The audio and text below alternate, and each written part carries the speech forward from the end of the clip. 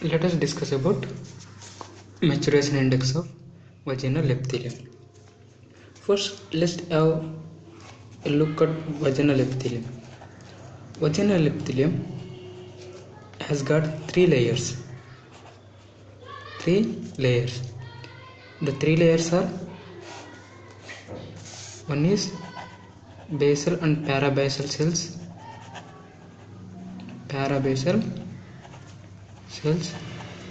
Second stage is intermediate cells.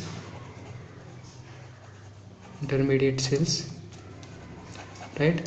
Third is superficial cells. These are the three layers of vaginal epithelium. Here, the number of layers and the number of cells of each layer will be affected by the hormonal levels in the body. Okay, the number of cells in these layers will be affected by the levels of various hormones in the body. Let's see the effect of various hormones on the cells of these layers. Okay, first coming to basal and parabasal cells. These cells will be more when there is no hormonal predominance.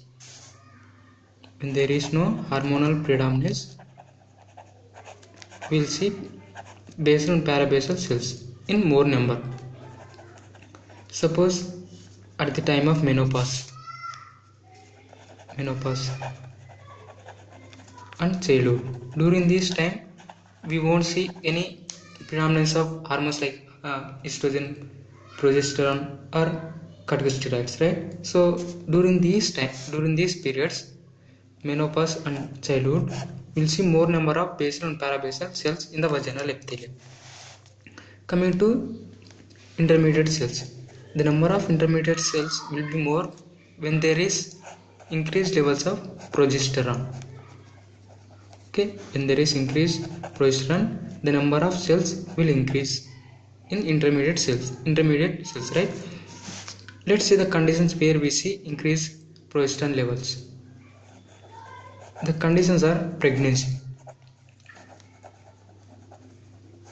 and second part of menstrual cycle, second half of menstrual cycle. During these periods, pregnancy and second half of menstrual cycle, there will be more amount of progesterone level, and this will increase the number of intermediate cells. Then moving to superficial cells. Superficial cells will be more in number when there is increased estrogen. When there is increased estrogen, the number of superficial cells will be more. You see, the superficial cells will have glycogen, right? This glycogen will be utilized by lactobacillus and results in the production of acid.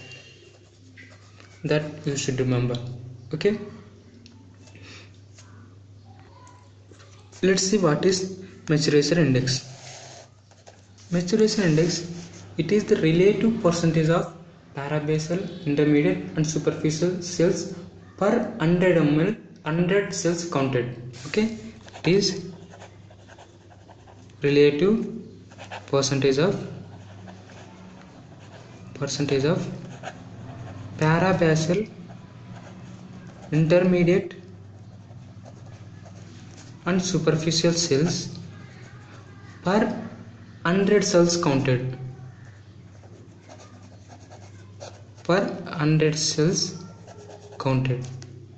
Okay, let's see the various ratios for this. Okay, the various levels of cells in different conditions. At birth, first one is at birth. As I told, at birth, what happens is the hormonal levels of mother will be transferred to the baby. Okay, so the hormonal status of child will be the hormonal levels at the birth will be same that of mother. So we can say at birth and during pregnancy of mother, both the mother and baby will have same hormonal levels. So here, as I told you, during pregnancy progesterone will be more, right? Progesterone will be more. So here the ratio will be 0, 95, 5. Here 0 in the sense for basal cells, parabasal cells, 95 for intermediate cells, 5 for superficial layer, the cells for superficial layer. Okay, so this is the number of cells in at birth and pregnancy, right? Then during childhood, I told you during childhood there will be no predominance of hormones, so we'll expect the basal cells to be more. So 80 basal cells will be more, that is 80, intermediate cells will be 20, and superficial cells will be 0. Okay, at pre-ovulatory phase you will see increased estrogen. There will be predominance of estrogen, so we expect superficial layer to be more. Okay, so the number will be 0, 40, 60, right? This, you see, the 60 is for superficial cells, right? You see here superficial cells are more because there is increased estrogen.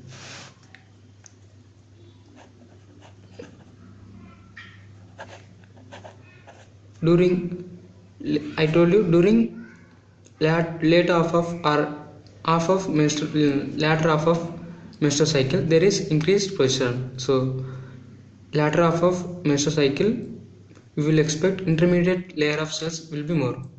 We will expect the predominance of intermediate cells. So during late half of menstrual phase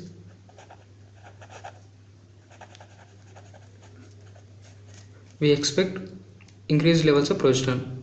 Here the ratio will be 0 to 70 to 30. 70 is for intermediate cells, which will be more during increased levels of progesterone, right? You see, during postpartum